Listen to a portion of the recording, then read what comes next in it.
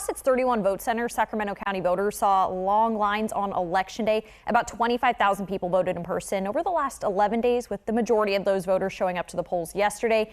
But that's just a fraction of the more than 371,000 ballots that have been returned so far. And in Northern California, several communities will see changes to their district maps come the new year as a result of the election. Prop 50 is expected to cause a shakeup in leadership starting in 2026 and staying in effect until 2030.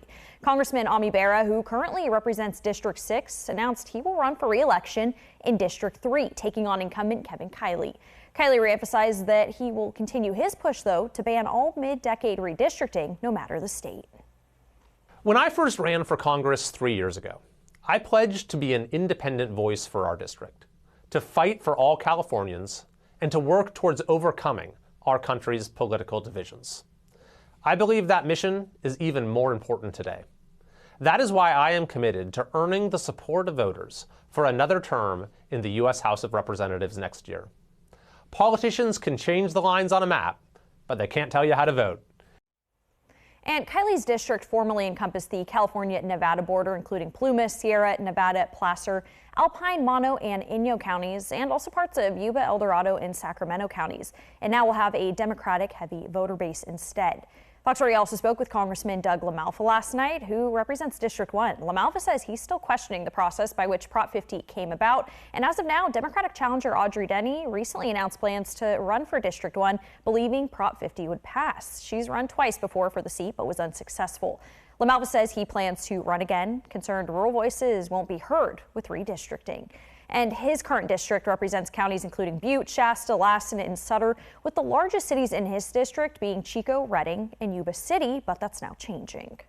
I think there's a legal argument to be made here that what they've done in letting legislators draw these lines in violation of the Constitution, affirmed 3 times by the voters, that they've got trouble here. So we'll see what happens with that. I do know what I'm going to do, and that's going to keep pressing ahead.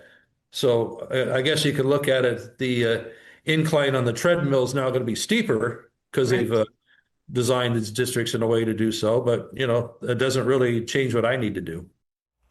Taking you down to Southern California now. In Riverside County, District 41 Congressman Ken Calvert says in part, quote, "Despite the passage of Prop 50, I am determined to keep fighting for the families I represent in Congress," end quote.